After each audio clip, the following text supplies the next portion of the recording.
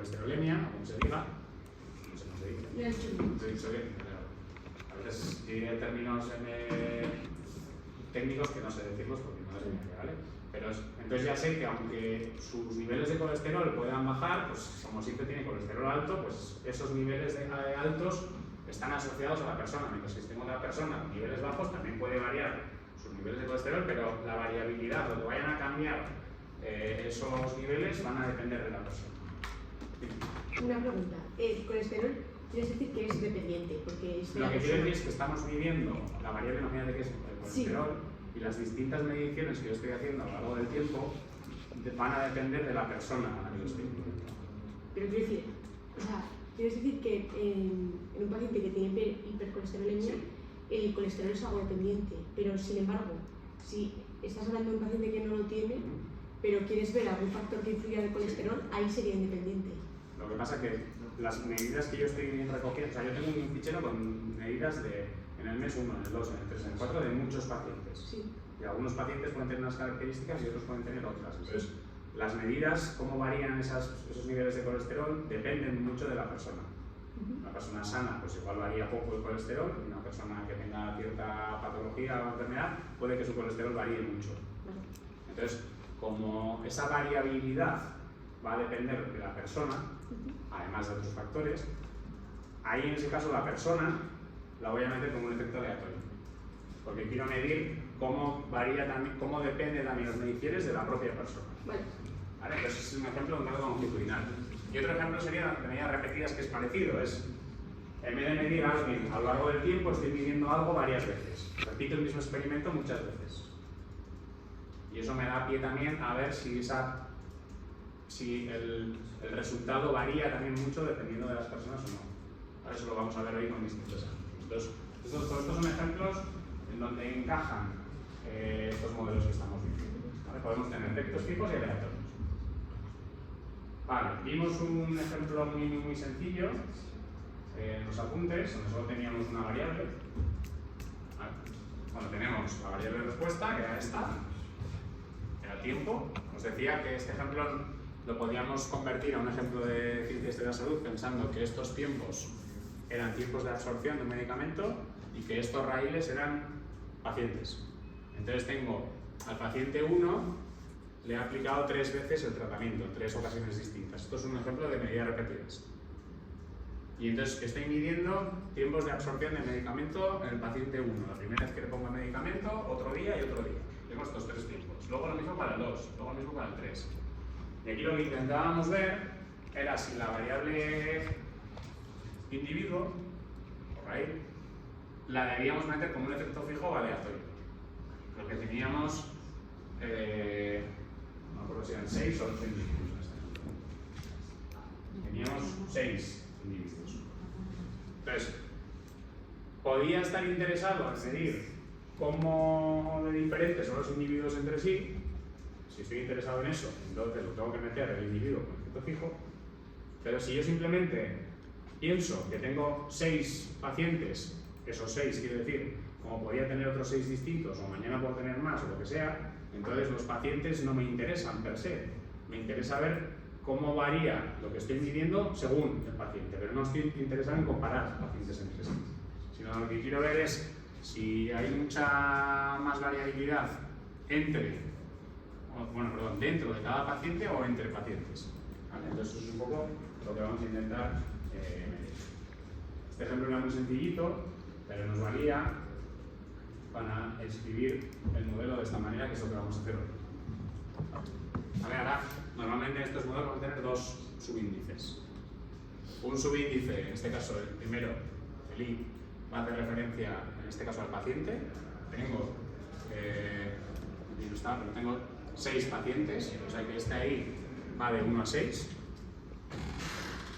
Y la J en esa fórmula significa la repetición.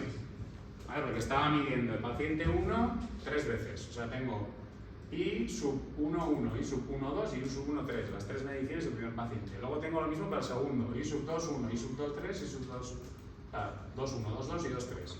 Y así todos. ¿Vale? Y por ejemplo, esta ecuación, ¿qué significaba? Vamos a pensar que esto es tiempo de absorción. ¿Vale? Entonces, este coeficiente, este intercept, me va a medir el tiempo de absorción medio de todos los pacientes. Esta no es la fórmula que quería poner. Bueno, sí, vale. Sí, está. Este es el tiempo de absorción medio de todos los pacientes y esta es el efecto aleatorio que me va a decir qué diferencia hay entre un paciente y otro. O sea, el U1 va a ser el nivel medio del paciente 1, el U2 el del paciente 2, el U3 el de 3. Pero no lo meto como efecto fijo, sino como aleatorio. ¿Por qué? Porque no me interesa tanto comparar el U1 con el U2, sino lo que me interesa es este coeficiente de aquí. En un modelo de efectos fijos, perdón, en un modelo de efectos aleatorios, lo que se estima es esto. Esto es el componente de varianza. La varianza del efecto aleatorio. Cómo de diferentes son las personas entre sí. Si este valor es muy grande, significa que estos elementos son muy diferentes, varían mucho. ¿Vale? Porque esta es la varianza. Mucha varianza significa que hay mucha variabilidad. Entonces, cuanto mayor sea este coeficiente, más diferentes son los pacientes entre sí. O más influye el paciente en lo que yo estoy midiendo. Tengo más variabilidad. ¿Vale? Y este otro variante de aquí refleja la varianza del error. ¿Vale? El error es algo que no estimamos. El error simplemente es el valor verdadero menos esta parte de aquí, la diferencia que hay entre lo que dice el modelo y lo que pasa en la realidad. Entonces, esta varianza del error se puede entender como lo que varía el dato dentro de cada grupo. Aquí sería dentro de cada paciente. Entonces, lo que yo quiero ver es si es mayor esta cantidad o esta cantidad. ¿Por qué? Porque si yo calculo este cociente de aquí, esta cosa que tiene nombre, esto que se llama coeficiente de correlación entre clases, que lo calcularemos, esto es la varianza del efecto aleatorio entre la suma de las dos varianzas. Y esto lo vamos a interpretar como si fuera un porcentaje, ¿vale? Haremos este cociente, imagínate que sale 0,8. Entonces lo que diremos es que el 80% de la variabilidad de lo que estemos midiendo depende del individuo. Está asociado al efecto aleatorio, en este caso es el individuo. ¿Vale? Ahora lo veremos en plan. Y además de interpretar todas estas cosas, pues bueno, luego intenté explicar por aquí que hay distintos pasos que vamos a tener que seguir cuando construimos los modelos. ¿Vale? Eso lo vamos a ver mucho más claro hoy. El primer paso va a ser, vamos a ver mucho más claro hoy, pero el primer paso va a ser intentar decidir la mejor estructura de fijos. Lo voy a enseñar ya y así os miréis menos. Cuando hagamos un análisis, que lo voy a explicar ahora, el paso 1 va a ser ver si el efecto aleatorio es necesario o no y ver qué estructura es la mejor que necesito. Porque puedo tener efecto aleatorio o no, o puedo tener varios. ¿Vale? Entonces ese va a ser nuestro paso 1. Verificar la mejor estructura de efectos aleatorios. Paso 2.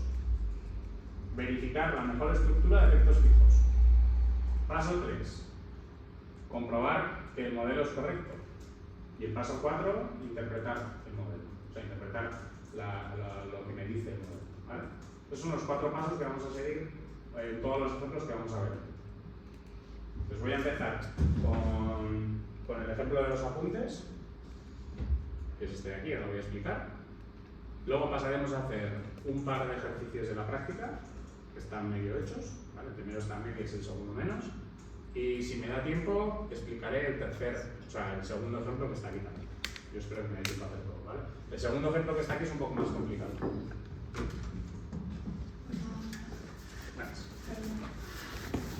Entonces, repito, veamos el ejemplo que está en los apuntes, intentamos hacer un par de ejercicios de las prácticas, explico el ejemplo que es un poco más complicado y luego, sobre todo para los que no visteis el otro día, expliqué que en la asignatura no hay examen, tampoco tenéis prácticas en cada tema como en la asignatura anterior. Lo que sí que tenéis es, la asignatura tiene 2 partes, una parte la doy yo, otra parte la da Jayone.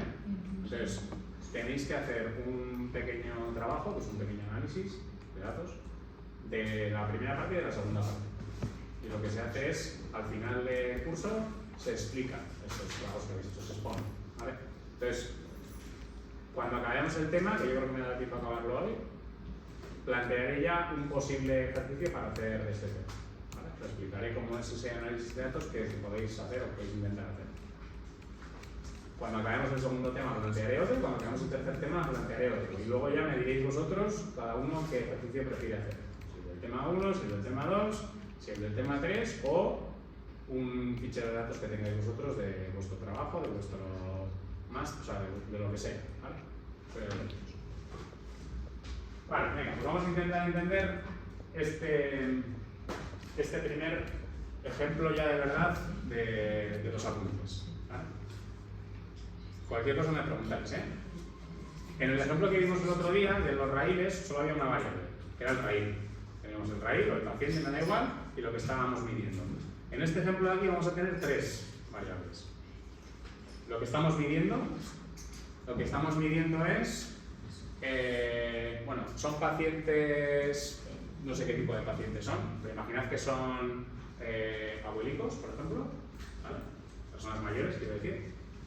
Y el experimento consiste en que se les hace sentarse y levantarse de 4 tipos de banquetas distintas. ¿Vale? Stools son banquetas.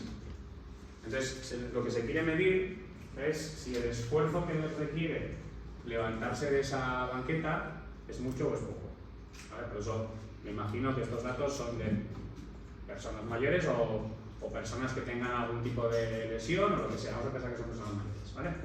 Entonces, tenemos tres variables. La variable que mide esfuerzo, que ahora la voy a explicar, igual alguno la conocéis, es esta de aquí. Es una variable que se llama una escala de Born. ¿Vale? Yo no sabía lo que era hasta que la busqué en Google, luego os explico qué es. Igual alguno la puede explicar mejor. Luego tenemos una variable que es el paciente. Y luego tenemos una variable que es el tipo de silla. ¿Vale? Y estamos midiendo o queremos comparar 4 sillas distintas. ¿Vale? Imaginad que hay 4 modelos de sillas. O sea, mi experimento consiste en ver si levantarse de un tipo de silla es más fácil o más difícil para este tipo de pacientes. ¿Vale? ¿Se entiende? Sí. Entonces, hay dos variables. Una variable es el paciente y la otra variable es la silla, el tipo de silla. ¿Y el esfuerzo? Y bueno, y el esfuerzo es lo que queremos medir, esa es la variable I. Sí. ¿Es la variable? La variable I, la variable de respuesta. Acordaos que cuando escribamos el modelo vamos a escribir I igual a algo. O sea, lo que yo quiero medir es el esfuerzo. Pero para intentar explicar el esfuerzo voy a tener dos variables aquí. El paciente y el tipo de silla. Lo que pasa es que una va a ser efecto fijo y la otra va a ser efecto aleatorio. ¿Por qué? La silla, voy a poner aquí el tipo de silla, va a ser un efecto fijo.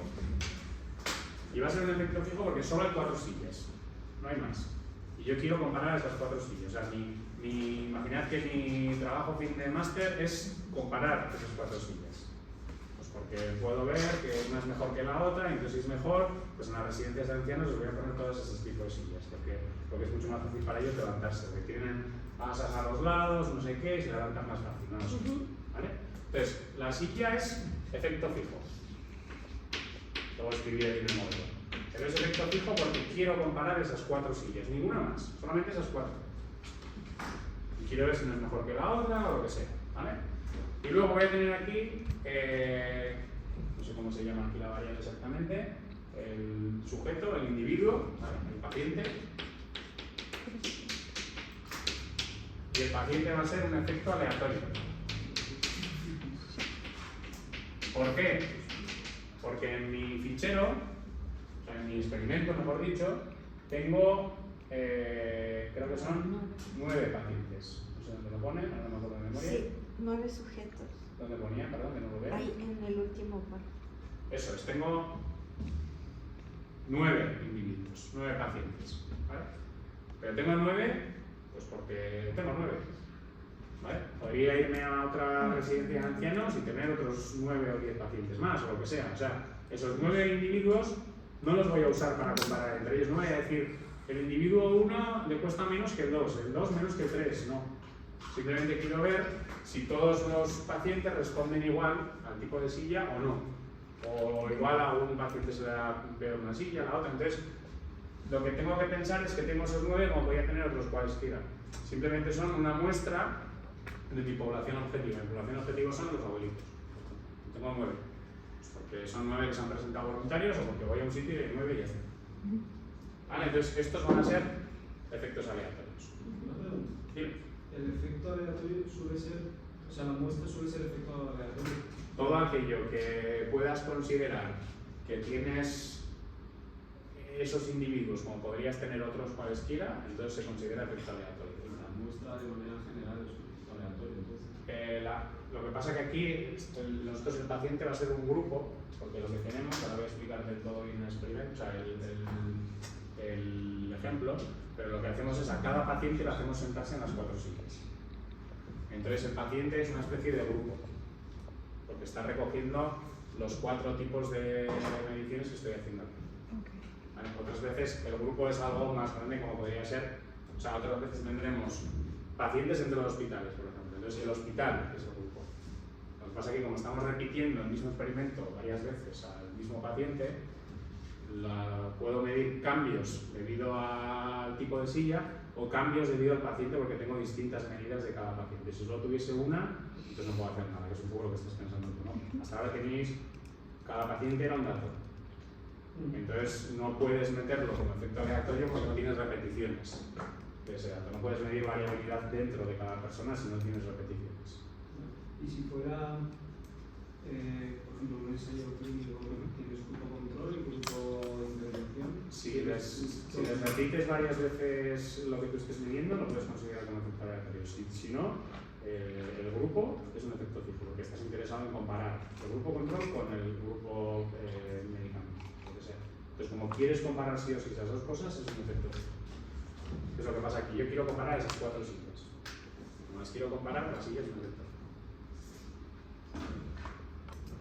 Yo iba a preguntar si quieres medir el ratio de satisfacción de un hospital, si los pacientes podrían ser un efecto fijo y el personal un efecto aleatorio. Porque seleccionas una muestra de 100 pacientes, por ejemplo. ¿Y el personal o sea, cuando dices personal, ¿a qué te refieres? A la gente que trabaja en el hospital. Si tienes personal que atiende a varios pacientes, sí. Claro. Y tienes el dato recogido de qué persona ha atendido a cada paciente, podrías meter el personal como un efecto aleatorio. Por eso, y el paciente como efecto fijo. Porque sí. Vale. Bueno, sí. No, el paciente no sería efecto fijo. El efecto fijo sería las categorías que tú las comparas en mis categorías. Ah, vale. O sea, imagínate que quieres ver, estás viendo la satisfacción, ¿no? Has dicho. La satisfacción de los pacientes que están en el turno de, o sea, que están, no sé, en un programa o en otro, tienes 2 programas. Y quieres ver, los pacientes que están en un programa están más satisfechos que en otro, pero luego sospechas que según qué persona les esté atendiendo también influye, ¿no? Porque puedes tener 2 programas y en cada programa personal distinto. Y dices, no, es que yo veo que cuando está esta muchacha atendiéndoles o este señor, los pacientes están más contentos. Entonces puedes pensar que hay un efecto del personal que está trabajando también ahí. Entonces el personal lo metes como un efecto aleatorio. Vale. Entonces tenemos 2 subíndices. El efecto fijo siempre le vamos a llamar I. ¿Vale? Aquí como tenemos 4 butacas o 4 sillas y va a ser números de 1 a 4, o sea, I va a ser o 1, o 2, o 3 o 4, y J lo vamos a utilizar para los grupos, para el efecto aleatorio. En este caso tenemos 9 pacientes, entonces J va a ir de 1 hasta 9. ¿Vale? 9 pacientes, a cada uno de ellos les hago sentarse en una de las 4 sillas. Entonces en total el fichero tiene 36 datos porque es completo. ¿Vale? Hay veces que el experimento no está completo. Tampoco hay problema en eso, ¿eh? O sea, si no todas las personas se sientan en todas las sillas, también se puede hacer esto. Pero lo más habitual es que esté completo. De hecho, cuando está completo, tiene un nombre y se le llama diseño aleatorizado por bloques. No tenéis que saber ese nombre ni mucho menos. ¿Vale? Cuando a cada grupo se le hace pasar por todas las categorías del efecto fijo, cuando es completo, se le llama diseño aleatorio por bloques. Porque tienes bloques, los bloques. Es un nombre. Si alguna vez lo escucháis ese nombre, lo que estáis teniendo es una cosa como esta. Entonces, el fichero, que ahora lo vamos a ver en R, veréis que tiene sujeto 1 4 veces, sujeto 2 4 veces, sujeto 3 4 veces, y cada uno es taburete 1, taburete 2, taburete 3, taburete 4, 1, 2, 3 y 4, 1, 2, 3 y 4. ¿Vale? Y estos son el esfuerzo, esto es lo que estamos midiendo, esta es la variable I. Que la escala de Borg, si la miráis, habéis a explicarlo mejor que yo, igual tú sabes también explicarla o no. Es que hay dos estarán mal modificadas. Esta creo que va de 6 a 20 los valores. Entonces, creo que las respuestas van de 6 a 20.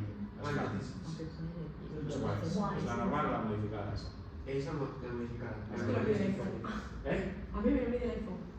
¿A ti qué te lo mide el iPhone eso? Sí, claro, cuando te vas a correr te dice esfuerzo moderado. Pero en escala de Borg Sí, te sí, lo sí. dará. Ah, sí. Sí, sí. Es algo subjetivo, me parece, ¿no? Sí, eso O sea, creo que es. Es el esfuerzo percibido. Es el esfuerzo autopercibido por la persona. Eso es. O sea, realmente es que al abuelico se le hace sentar, se te levanta y le preguntas ¿cómo de duro se te ha hecho, cómo de difícil se te ha hecho levantarte de aquí? Entonces, esta escala, por los valores que he visto, va de 6 a 20, pero normalmente la gente cuando contesta es más fácil contestar de la 10. ¿No? Pasa lo mismo con el dolor no sé si es la misma escala o es Eva. otra. Eva. Sí. Pero también es de Porque tienes que dibujar. ¿El dolor? Sí. La escala de Eva-Rinesa tienes que Vale. poner, o sea, pones un número de 0 a 10 una línea Vale. y el paciente dice dónde pone la línea y luego tú calculas cuál es. Yo no lo conocía tan sofisticado. Estuve en rehabilitación del hombro hace un año y a mí me decían ¿cuánto dolor tienes de 0 a 10? Sí. Normalmente me decían 0 nada, 10, te vas a morir, ¿no? No aguantas nada y entre medias, pues claro. ¿Qué pasa ahí? Que el dolor autopercibido es subjetivo. O sea, yo puedo tener mucha tolerancia al dolor, pero la tengo siempre igual. Es decir, si un día tengo 4, igual mi 4 es el 7 de otra persona, pero si un día tengo 4 y el día siguiente tengo 5, me duele más que ayer. Entonces vale para saber si una persona tiene más o menos dolor respecto a sí misma, obviamente. ¿Vale? Entonces, bueno, tenemos esos datos. Si los queremos cargar en R, simplemente hay que ejecutar esas dos órdenes porque los datos ya están en R.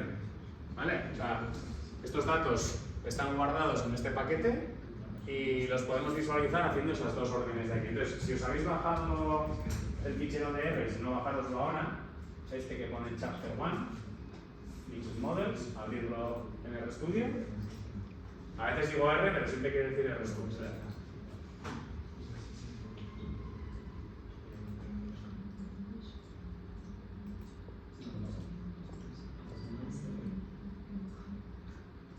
Vale, los que estéis con vuestro portátil, acordaos que igual os pide instalar cosas, esas dos librerías de ahí, le dais un botocito de install, si estáis en el ordenador de clase no hace falta, porque están instalados solos.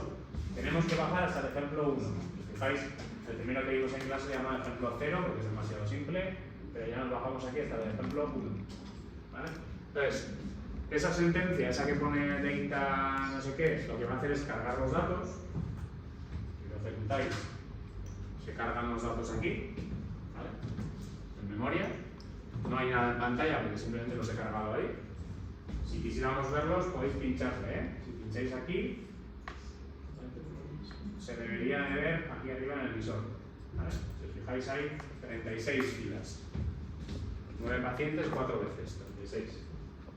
Y si lo queremos ver en pantalla, se puede hacer ese head. Head lo que hace es imprimir en pantalla los primeros no sé cuántos registros. Yo he dicho que pinte 9. Para que veamos que tengo 4 veces el 1, 4 veces el 2 y luego empieza 9, 3. Porque el orden de los datos influye luego si queremos escribir esta fórmula en notación matricial. Vale, entonces esos son mis datos. Estos datos son especiales, también pasaba el otro día, todos los que están guardados aquí están ya pensados en que van a ser modelos de efectos, o sea, modelos vistos, y cuando se hace un plot, sale un plot muy bonito. Eso me pasa con un fichero normal, ¿vale? Pero ahí va, no lo he hecho bien. Tengo que cargar esta parte del primero. Cargar las dos librerías de arriba, que si no, bueno, no hace lo que quiero hacer. ¿Dónde estoy? Me he perdido ya. Este. Cargar lo de arriba, ¿eh? El library LM4 y el library LMX. Y luego venir otra vez a esta fila y hacer plot del fichero. Y voy a intentar explicar este gráfico, aunque parece que los colores no son los mejores. ¿Veis algo? Yo no veo muchas cosas. Ahora, o mejor. los coloritos, no sé por qué han pintado los círculos abiertos y no los círculos con puntos gordos porque no se ve nada. Pero bueno, voy a intentar explicar lo que se ve aquí. Este es un gráfico que hace automáticamente R. Nosotros luego en la práctica no vamos a tener la suerte de que el gráfico salga así, lo vamos a tener que construir nosotros. Pero lo explico, ¿vale? Cuidado porque está al revés de como solemos pintarlo. En el eje X está la variable que me interesa, ¿vale? Que es el esfuerzo. Si os fijáis, va de, creo que es de 6, no hay ninguno que haya llegado a 20, pero creo que llega hasta 20, ¿vale? Las filas, estas que están aquí, son los pacientes. Y están ordenados del que menos le ha costado al que más le ha costado en media. O sea, el 8, el paciente número 8 es el que tiene los puntitos más hacia la izquierda, menos esfuerzo, y el 2 es el que tiene los puntitos más a la derecha, más esfuerzo. Y los colores indican la silla. Vale, entonces no se ve muy bien, porque la verdad es que el azul y el verde se ven casi igual, el naranja y el amarillo también. Pero bueno, el azul, que es el 1, casi siempre está a la izquierda. Azul, azul, azul, azul. Este es el segundo, azul. Este no sé dónde está y creo que no sé dónde está. Y si os fijáis, el amarillo creo que es el 2, está casi siempre a la derecha. El amarillo, el amarillo, el amarillo, el amarillo, el amarillo, el amarillo, el amarillo. ¿Vale? Entonces, ¿qué se observa ya de este gráfico? Pues que parece que sí que hay diferencias entre sillas. Parece que la silla 2 es la más difícil, la que más esfuerzo le supone. Parece que la silla 1 es la que menos esfuerzo le supone.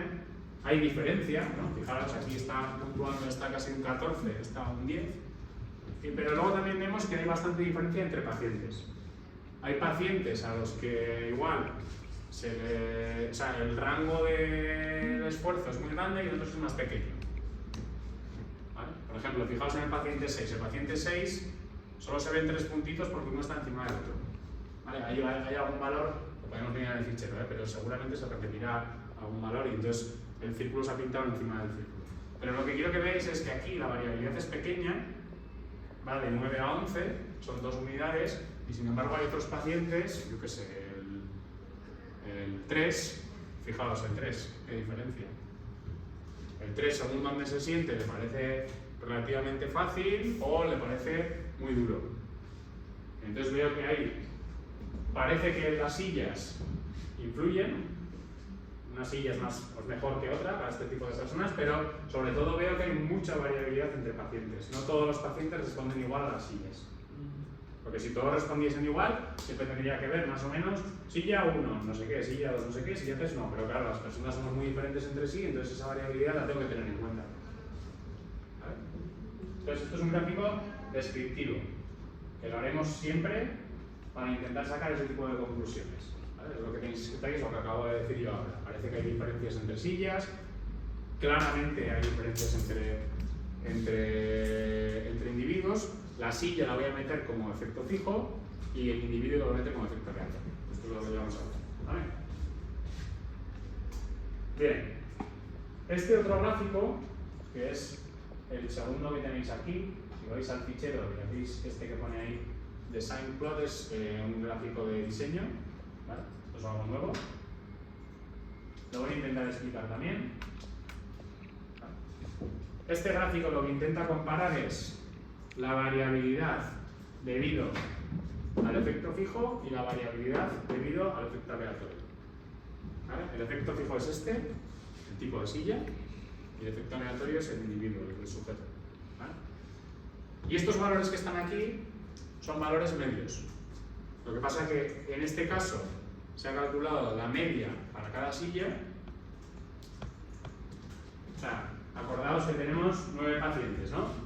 Entonces han cogido los 9 pacientes la silla 1 y se ha calculado la media. El esfuerzo medio de todos los pacientes en la silla 1 y sale no sé cuánto, 8 y pico. El esfuerzo medio de todos los pacientes en la silla 4, en la 3, o sea, se han pintado en todos y se han representado en la misma escala, ¿no? Por eso decía, el que menos esfuerzo es la 1, luego la 4, luego la 3 y la más dura la 2, en general, en estos pacientes. Pero luego también he hecho lo mismo al revés. He cogido y he dicho, voy a coger cada paciente, bueno, yo no lo he hecho, ha cogido cada paciente, ha cogido las 4 medidas y ha calculado la media. Entonces este es el esfuerzo medio del paciente 8, del 5, del 4, del 9, del 6 y los pone ordenados. Entonces, el que menos esfuerzo le supone en media es este, el que más esfuerzo le supone es el 1 y el 2, que están ahí juntos. ¿Qué quiero ver de este gráfico? Si la variabilidad, ¿no? lo que cambia el esfuerzo debido a la silla y lo que cambia el esfuerzo debido al sujeto, si uno es mayor que el otro o son parecidos. ¿Y aquí qué os parece? ¿Que la variabilidad es parecida o hay mucha más variabilidad asociada a un efecto que al otro? O sea, lo que varían arriba y abajo esas marcas, ¿son similares o no? No. ¿Seguro? A ver, no son exactas. Pero ¿tú ves que una sea mucho más larga que la otra? Eso es lo que quiero decir. No. Son parecidas en magnitud, ¿no? Pero os voy a poner un ejemplo de uno que sí son muy diferentes para que los comparéis.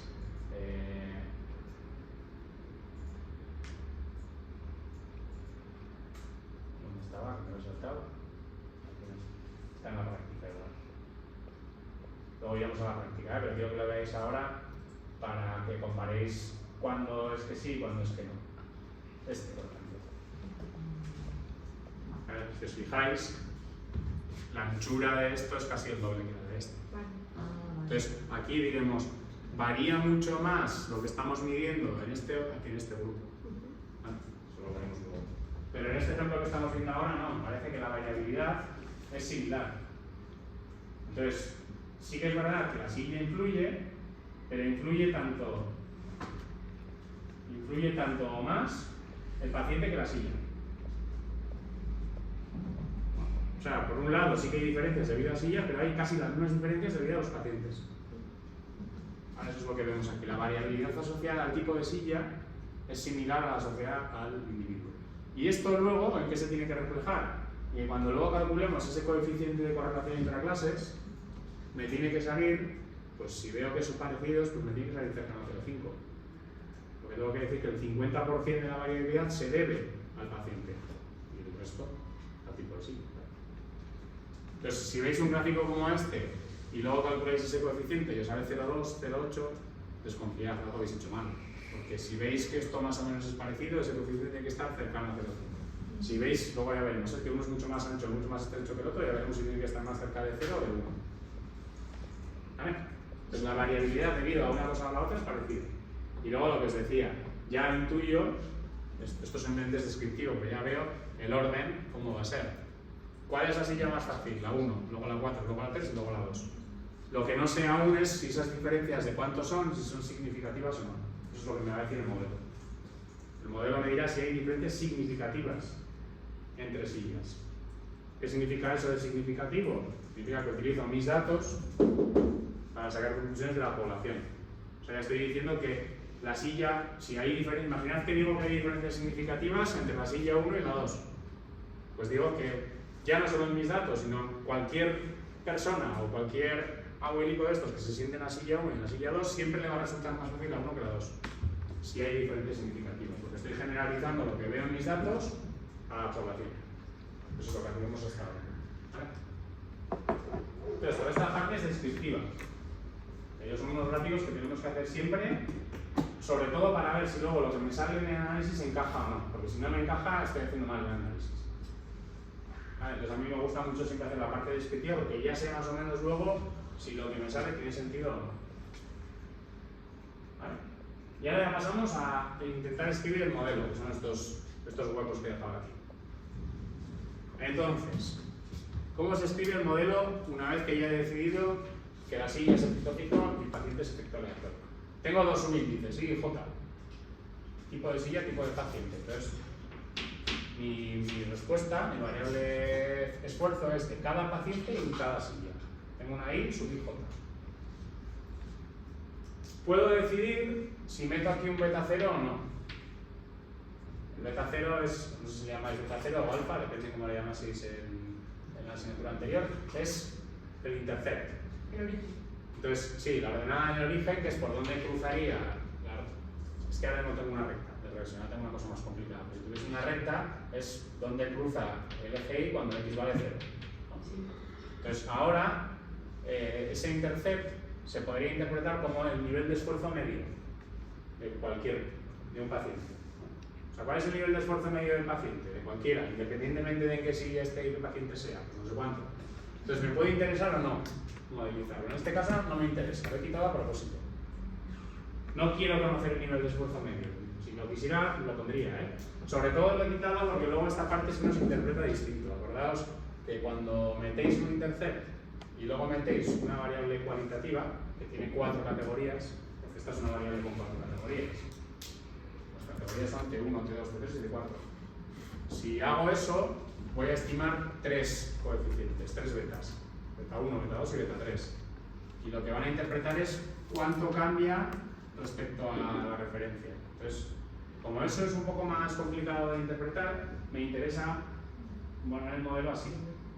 No hay intercept, ¿vale? Lo he quitado, luego veremos que son R poniendo -1. Y tengo aquí 4 coeficientes. 4 betas subís. Beta 1, beta 2, beta 3 y beta 4.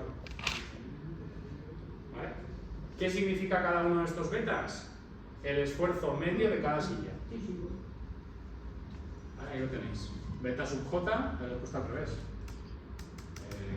Espera, que no, lo he puesto al revés. O sea, beta J1, beta J2, ¿no? Disculpad que lo he puesto al revés desde el principio.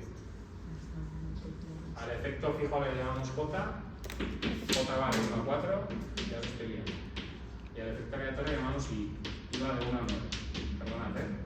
Sí, Es por utilizar la misma notación que en los apuntes. Puedo hacerlo al revés, pero no quiero liaros. Corregir eso.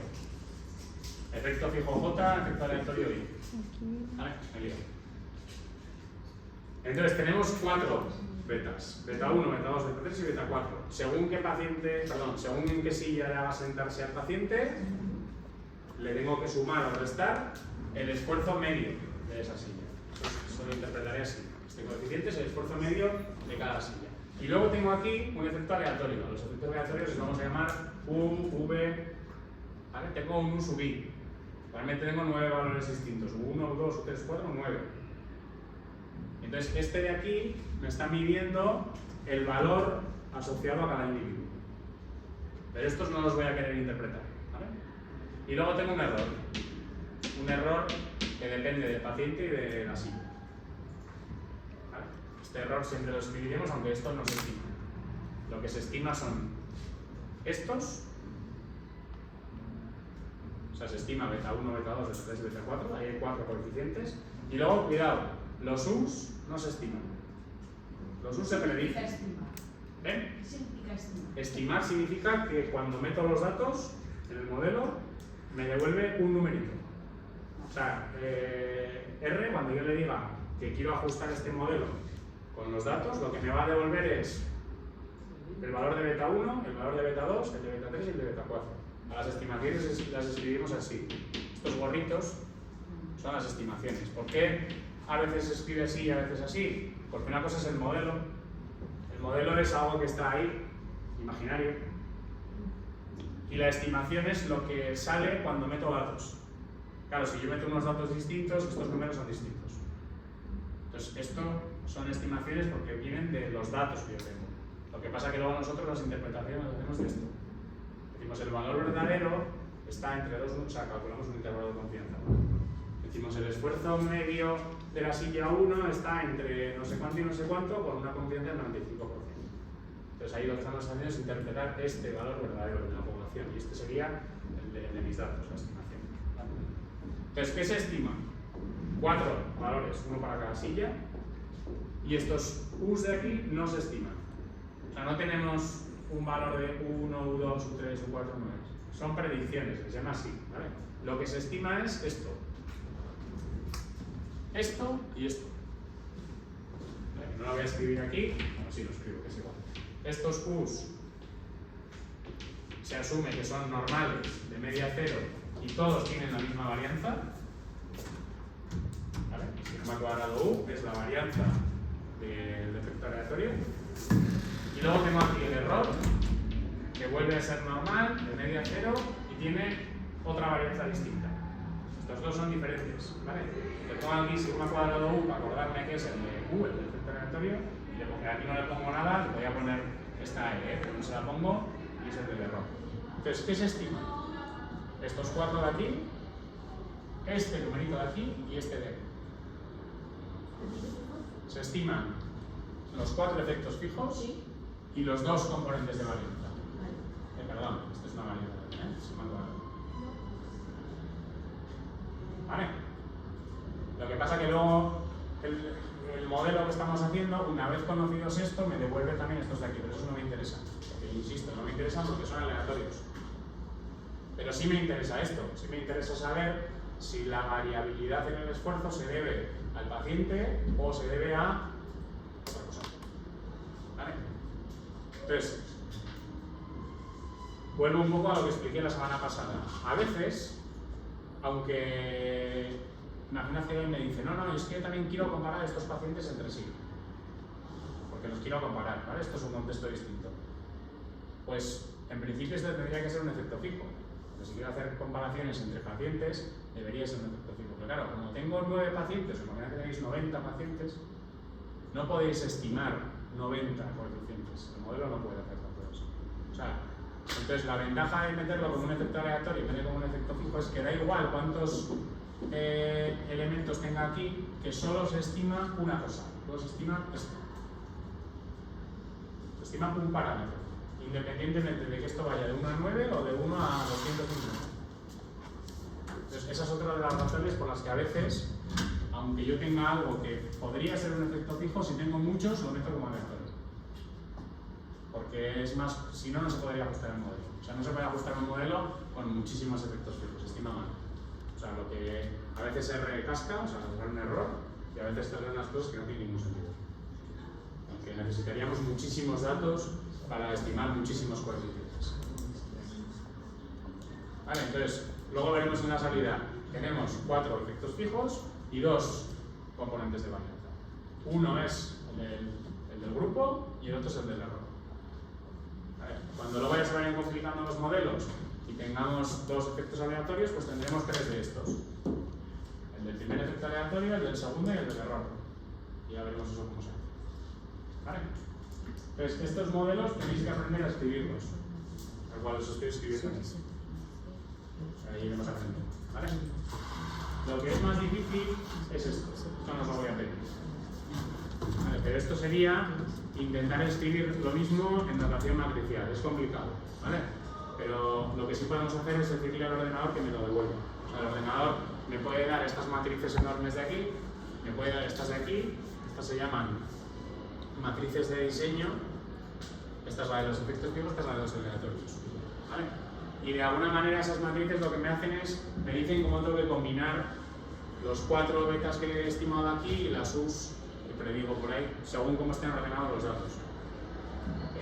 Estos datos pueden estar ordenados de 2 maneras. Podemos tener, como están aquí, el sujeto 1 4 veces, el sujeto 2 4 veces, o puedo tener la silla 1 9 veces, los 9 pacientes, la silla 2, entonces, según cómo estén ordenados, pues estas matrices cambian. O sea, están ordenadas de distinta manera y eso es lo que necesita el ordenador saber para darme las predicciones. Cuando me dice, vale, la predicción del primer paciente, o sea, del primer dato, pues me tiene que decir qué silla es, qué paciente es, para saber si hago el 1 con el 1, el 1 con el 3 o lo que sea. Entonces esas combinaciones internas las hace solamente el ordenador, automáticamente.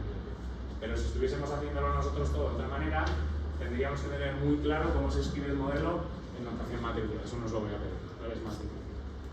Hay que ser habilidoso con las matemáticas para saber escribir un poco eso. Y además, si alguna vez alguien sigue haciendo más cosas estadísticas, le enseñaré también que esto se puede escribir de una manera un poco más compleja, pero que luego ayuda más porque toda esta matriz que es muy larga, esto es una operación entre matrices. Entonces, esta transparencia, si queréis marcarla, como que no hace falta. Es demasiado avanzada para lo que vamos a hacer. Pero esto sí tenemos que aprender a hacer.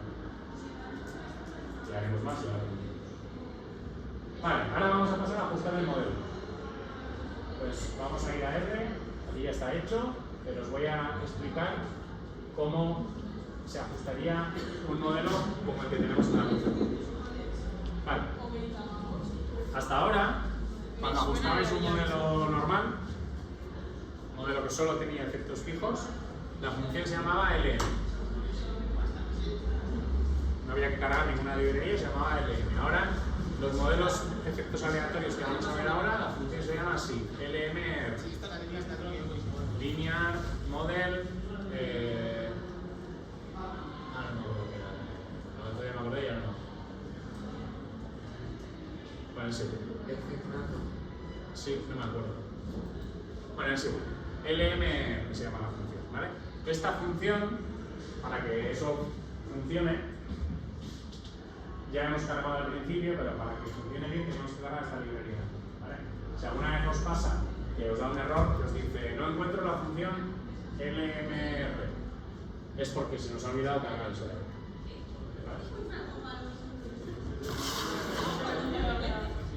Vale, ¿por qué eso que está escrito ahí ajusta a este modelo? Vamos a ir viéndolo por partes. Siempre está la variable y a la izquierda. En este caso, en el fichero se llama así, effort, ¿vale? Pues se pone aquí effort. Este simbolito es para decir que esto lo vamos a poner en función de todo lo que está aquí. Y ahora, este -1 es porque he quitado el intercept. ¿Recordáis que os he dicho que no quiero intercept global? Pues como no quiero, tengo que poner -1. Vale. Los efectos fijos se meten como hasta ahora. Si tenéis un efecto fijo que se llama edad, pues ponéis aquí edad. Si se llama peso, ponéis peso. En este caso en el fichero se llama type. Pues pongo type. Esto es lo que hacéis hasta ahora. ¿Qué es lo nuevo? Los efectos aleatorios. Hay que escribirlos de esta manera que es un poco rara. Tenéis que escribir paréntesis 1 barra vertical y aquí el nombre de la variable. En este caso se llama subject, sujeto. Entonces, cuando escribo todo este rollo de aquí, el R sabe que esto es un efecto fijo y que esto es un efecto aleatorio. Hay que escribirlo así, es un poco extraño, pero tiene su razón y bueno. ¿Y por qué el 1? El 1 es porque en realidad el modelo se puede hacer más complicado y puedes poner aquí una variable. Y si pones una variable, esto ya no se escribe así, sino que se escribe multiplicado por una variable. Entonces, es una cosa un poco más compleja que creo que no la voy a explicar. Si hubiera Entonces siempre ponemos 1. Creo que en todos los, ahora no me acuerdo de memoria, pero creo que en todos los ejemplos que vamos a ver, siempre va a ser paréntesis, 1, rayita y la variable. Si hubiera varios efectos aleatorios, se pondría otro más. Más paréntesis, 1, rayita y otro, la otra variable que tenemos. Y si tuviésemos más efectos fijos también, o sea, van sumándose como hasta ahora. ¿Vale? Y aquí simplemente le decimos que estas variables están en este fichero. ¿Vale? Ponemos data igual a no sé qué. Esto es para no poner $, $, un montón de veces porque es un rollo. Entonces se pone aquí cuál es el fichero de datos y qué modelo quiero aplicar sobre esos datos. Vamos a ajustarlo. Lo hace muy rápido, muy sencillito esto. O sea, muy sencillito para el ordenador, quiero decir. ¿Vale? Lo ajusta. Y ahora cuando hago un summary, antes con un modelo lineal normal me salían una serie de cosas, ahora me salen más. ¿Vale? Luego veremos qué es lo que vamos a mirar de aquí. Vamos a mirar esto, efectos aleatorios. Vamos a mirar esto, efectos fijos. Y puede que le hagamos un poco de caso a estas cosas de aquí. En general no, ¿vale? En general, efectos fijos y efectos aleatorios. ¿Dónde están los numeritos? Esos que os hablaba. ¿Dónde están lo que estima el modelo? Pues los betas son estos. Este es beta 1, beta 2, beta 3 y beta 4. ¿Vale? Estos son los esfuerzos medios según el tipo de silla. O sea, los pacientes en general que se sientan en la silla 1 tienen un esfuerzo de 8,5, los de la silla 2, 12,4, los de la 3, los de la 4. Y corresponden con el orden que hemos visto antes, ¿os acordáis?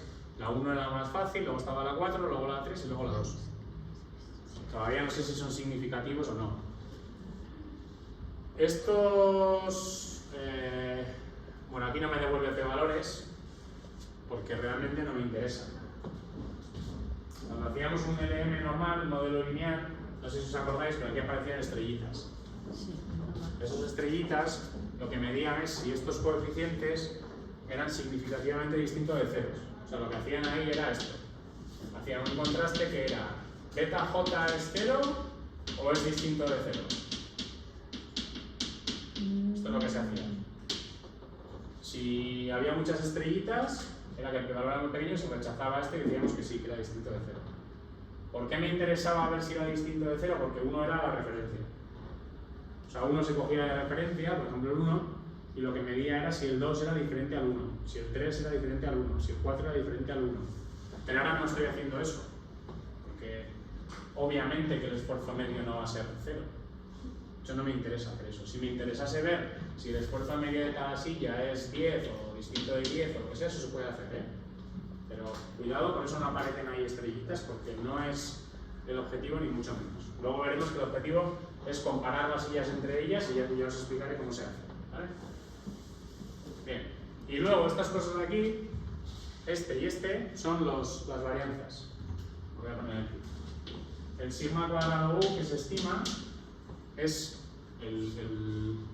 la variable se llama subject, o sea que es esta de aquí.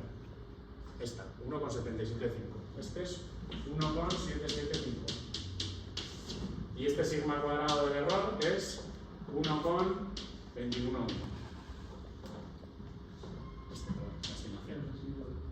¿Vale? Luego veremos que esto lo utilizaremos para calcular esta cantidad de aquí, este error. ¿Vale? El error es con una P, que es un poco muy rara. Luego lo calculamos. Esto se calculaba haciendo esto. La varianza de U partida por la varianza de U más la del error.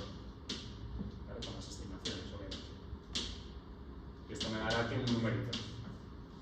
Luego lo calcularemos. ¿Vale? Este es el paso 4.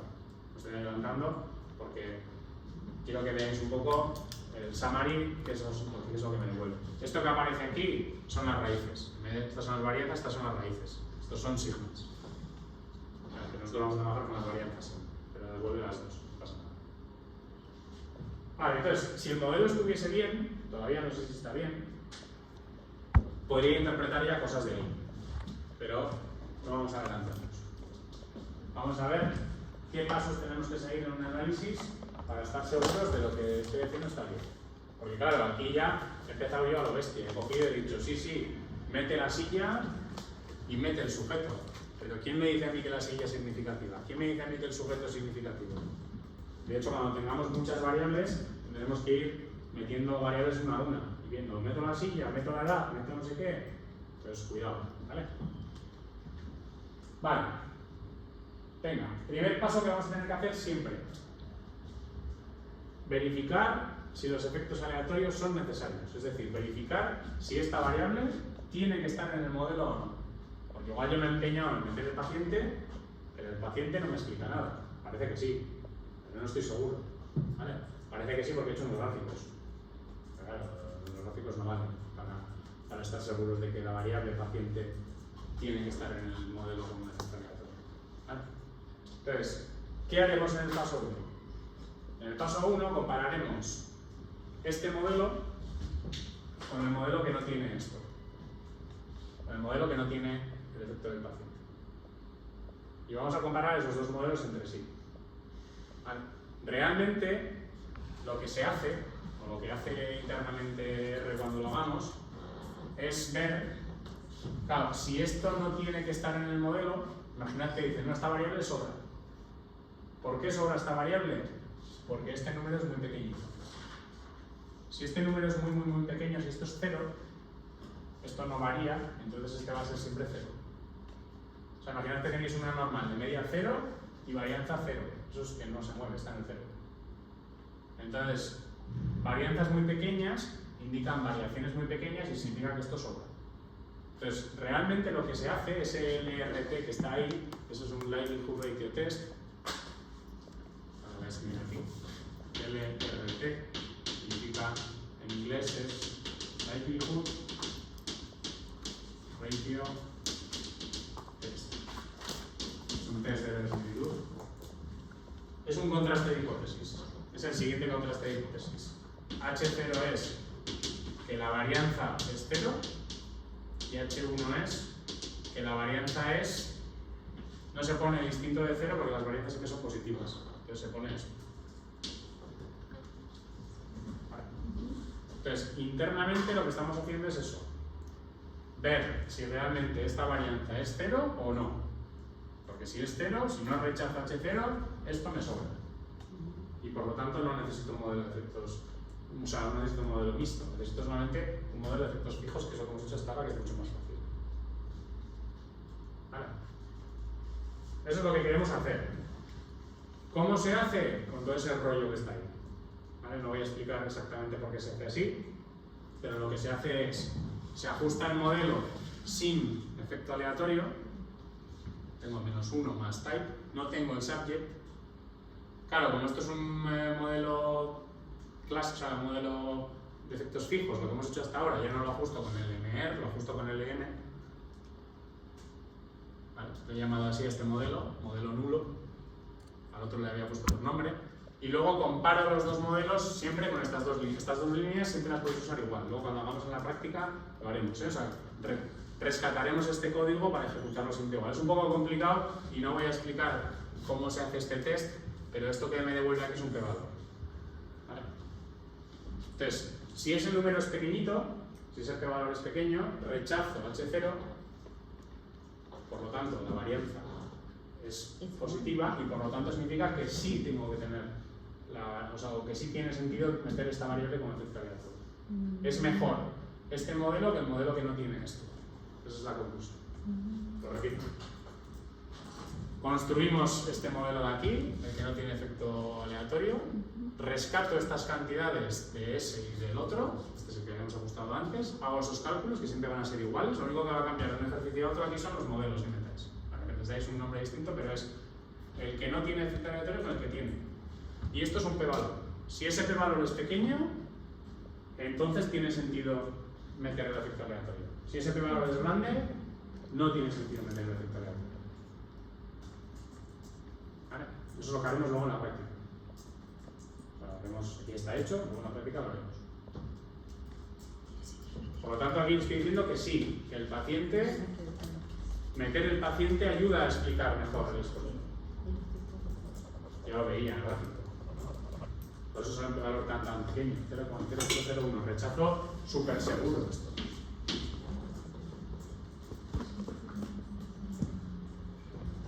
Sí. Significa, o sea, entiendo lo que dices, pero Sí. Que haya variabilidad. Significa que meter el paciente en el modelo me ayuda a explicar mejor el esfuerzo, porque hay diferencias en el esfuerzo según el paciente. Si no las hubiera, entonces esa parte explica muy poco, es casi cero y sobraría.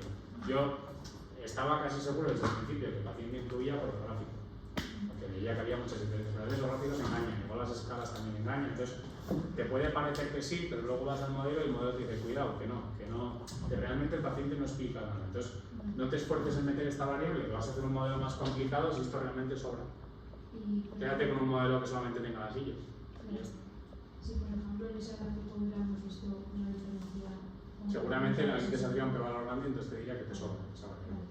Que no necesitas complicar tanto el modelo para no tener diferencias. Estos subs van a ser muy parecidos entre ellos, el uno a uno, entonces no aporta casi nada. O sea, tú puedes complicar el modelo todo lo que quieras, pero luego realmente en estadística se intenta tener el modelo que mejores predicciones o mejores estimaciones da, siendo lo más simple posible. En Machine Learning no. O sea, en IA es al revés. Intentas complicar el modelo lo máximo posible para que te dé la mejor predicción con una cosa que es... Tú le metes todas las variables que tengas, todas. Y entonces intentas que el algoritmo, no es ni siquiera un modelo, pero el algoritmo que está atrás aprenda de los datos. Y aprende tanto que hace predicciones súper buenas. Pero hace predicciones súper buenas para esos datos. Luego igual le metes un dato nuevo y ya no funciona tan bien. Porque sobreajustan los datos, que a veces se guían. El problema de esos modelos de IA o de Machine Learning es que estas cosas que están dentro no se pueden interpretar. Les voy a decir que son una caja negra. Hacen cosas, las hacen muy bien, pero no hay coeficientes que se interpreten. Aquí sí, aquí esto se interpreta, esto se interpreta, esto se interpreta. Son filosofías distintas, no digo que una sea mejor que la otra. Pero los modelos de estadística son interpretables, los modelos de Machine Learning o de IA no son interpretables. Pero son muy buenos para hacer predicciones, eso es verdad. Muchas veces mejores que estos. Pues depende de lo que se quiera hacer. Por ejemplo, cuando tú tienes un reconocimiento facial, ¿no? Lo que hay detrás no es un modelo estadístico, es un modelo de IA. Porque ¿qué quieres que acierte? Quieres que sepas si la cara que cuando yo voy a entrar en no sé dónde y me reconozca la cara, ese día igual voy con una gorra, entonces quiero que me reconozca bien, aunque no todos los días tenga la misma cara. Sí, pero... Pues ahí quieres que acierte muy bien. sin más. A veces digo estas cosas porque me gusta contarlas. No tiene nada que ver con lo que explico, pero me gusta. Otra cosa. Sí. ¿A qué consideras un p-valor pequeño? Ah, bueno, lo de siempre. 0,05 o...? Una referencia 0,05, sí. Ah, vale. O sea, quiere decir, cuando no se sabe qué referencia coger, Sí. lo estándar siempre es el 5, Vale. o sea, 0,05. Si quisiéramos ser más estrictos, 0,01. Si te fijas, este todavía es más pequeño, por eso decía que era muy pequeño. Todo lo que sea más pequeño de 0,01 es ya muy significativo. No. Entre 0,01 y 0,5, pues bueno, si no quieres ser muy estricto, me vale. Incluso a veces, si se quiere ser menos estricto, se coge 0,1. Pero bueno, lo habitual, 0,05. Más grande de 0,1 no tiene ningún sentido. Vale, entonces, depende lo estricto que se quiera hacer. Por eso cuando he visto este p-valor, yo he visto que era muy pequeño. De hecho, eso es muy pequeño, es muy significativo. Voy a rechazar h sub 0 seguro. Vale. Lo que aparece abajo es otra manera distinta de comparar modelos. Esta primera manera era basado en un test, ver si la varianza es 0 o distinta de 0, y esa segunda manera que está ahí, que normalmente haremos las dos esperando que las dos digan lo mismo. A veces una dice una cosa y otra otra, entonces ahí entramos en problemas, ¿vale? Pero si las dos dicen lo mismo, estoy súper seguro ya de que lo que estoy haciendo está bien, ¿vale? Entonces la segunda manera utiliza unas métricas. Hay dos métricas que son parecidas. Una se llama AIC, que es la que más se usa, y la otra se llama BIC. Son siglas de cosas. Esta se llama Akaike Information Criteria, porque el que la inventó se llama Akaike, y la BIC es... ahora no me acuerdo qué es la B. No me acuerdo, es igual. Es que no me acuerdo qué es. Bueno, es igual. Son dos métricas. Esas métricas, cuanto más baja sea la cantidad, mejor. O sea, un número más pequeño indica un mejor modelo. Entonces, aquí estoy calculando las dos métricas, el AIC y el BIC, para el modelo que tiene efectos aleatorios y el que no lo tiene. Y si os fijáis, 133 contra 147, 142 contra 155. Las dos métricas me dicen que el mejor modelo de estos dos es el que tiene efectos aleatorios. ¿Vale? Simplemente quiero que sepáis de estas métricas, eso, que cuanto más pequeño mejor, y que lo que están haciendo de alguna manera es ver si el ajuste es mejor o no, a costa de que sea más complicado. O sea, de alguna manera estas métricas penalizan que el modelo sea más difícil. Pero si aunque sea más difícil lo que gana en ajuste es mucho, entonces la métrica es más baja. Si la predicción es la misma, pero un modelo es mucho más complicado que el otro, entonces la métrica será un poquito más alta. Y entonces me dirá, no hace falta que te compliques tanto el modelo para ganar un poquito en ajuste. Entonces, es otra filosofía un poco distinta a la que estamos haciendo aquí, pero casi siempre va en la misma línea. Y ayuda a reforzar lo que estoy diciendo, ¿no? O sea, tanto el test como estas métricas me dicen que sí, que tengo que coger el modelo que tiene efectos aleatorios. Y entonces ya me quedo contento y he acabado el paso 1. Vale, esto luego ya veremos que en la práctica es copiar-pegar, cambiar 4 tonterías y me salen los números y ya está. ¿Vale? Paso 1 terminado. Ya me he quedado contento y ya sé que el paciente va con efecto.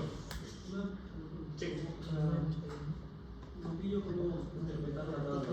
Cuanto más pequeño es el valor, mejor. Entonces estoy mirando dos. Podría mirar solo una, ¿eh? Imaginad que solamente digo, vamos a coger el AIC. Entonces tengo el AIC del modelo que no tiene efecto fijo, 147, perdón, que no tiene efecto aleatorio, 147. El que no tiene, o sea, el que sí tiene efecto aleatorio, 133. Cuanto más pequeño, mejor. Entonces me está diciendo que este modelo es mejor. Vale. Y la otra métrica también. Me da otros números distintos, pero me dice que este es mejor que este. Vale. Vale, o sea, la vamos a mirar por una por una. Es otra métrica que es parecida. A veces es mejor una. Si queréis, a partir de ahora solo haremos el AIC para no liarnos y ya está.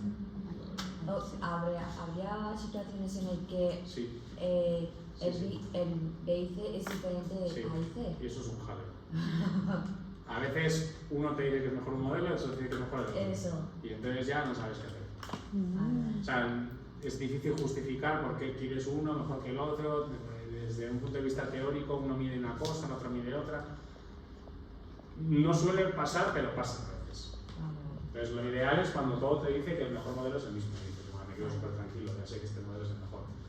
Cuando no, tal, pues imagínate que te sale, esto no sé si lo debería decir, imagínate que te sale este que te indica que el mejor es este, igual que aquí, y este de repente no.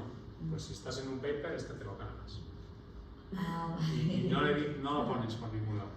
Y esperas que cuando el revisor lea el artículo no te diga, oye, ¿has calculado el otro? Y dices, mierda, me ha pillado. No es que te haya pillado, es que tienes dos cosas que te apuntan a este modelo y de repente tienes una que te apunta al otro y dices, no me fastidies. Entonces dices, bueno, pues calculo este que es el que más se calcula.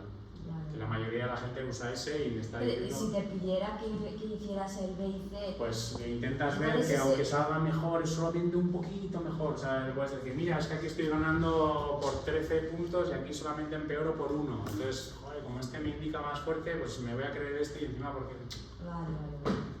Vale. A veces se hacen esas cosas, ¿eh? Porque los datos a veces son muy complicados y no todo es tan fácil como parece. O sea, realmente las métricas no miden exactamente lo mismo. Son muy parecidas, pero por eso alguien dijo, no, pues voy a hacer otra métrica distinta, porque esta es mejor para no sé qué. ¿Vale? La que más se usa se la dice. Vale, pasamos al paso 2 ahora. El paso 2 es, una vez que estoy seguro de que esto va a estar en el modelo, ¿quién me dice a mí que la silla tiene que estar en el modelo? Porque eso es lo que hacíamos hasta ahora. Hasta ahora decíamos, ¿la variable es significativa o no? Claro que solo tenemos una, pero luego imagínate, vamos a tener más. Primero meteremos una, luego veré si meto otra, luego veré si meto otra. Entonces, de alguna manera lo que voy a hacer ahora es con la función ANOVA, ¿os acordáis de la función ANOVA? Ver si la variable entera es significativa o no. ¿Esta variable me ayuda a hacer mejores predicciones del esfuerzo, sí o no? Entonces ahora los modelos que voy a comparar son el modelo que solo tiene efecto aleatorio con el que tiene efecto aleatorio y efecto fijo. ¿Vale? Entonces he ajustado el modelo sin efecto fijo, le he llamado modelo 1, he ajustado el modelo con efecto fijo, que era el de antes, le he llamado modelo 2 y hago una ANOVA. Esta ANOVA por dentro hace otras cosas, porque está cogiendo modelos que son distintos, pero al final a mí lo que me interesa es que me devuelve un p-valor. Y este p-valor me está diciendo si me quedo con el modelo sencillo o con el complicado, igual que en la ANOVA que usáis vosotros. Que tengo, aquí H0 es el modelo simple y H1 el complicado. Entonces, que tengo un p-valor pequeño, rechazo el simple y me quedo con el complicado, con el que tiene más cosas. Vale, acordaos que la ANOVA se usaba, ayer les había dicho, para modelos anidados. Modelos anidados que tienen una variable más, o dos o tres, las que sean, ¿vale? Entonces, si os fijáis, este modelo es el de antes y más cosas.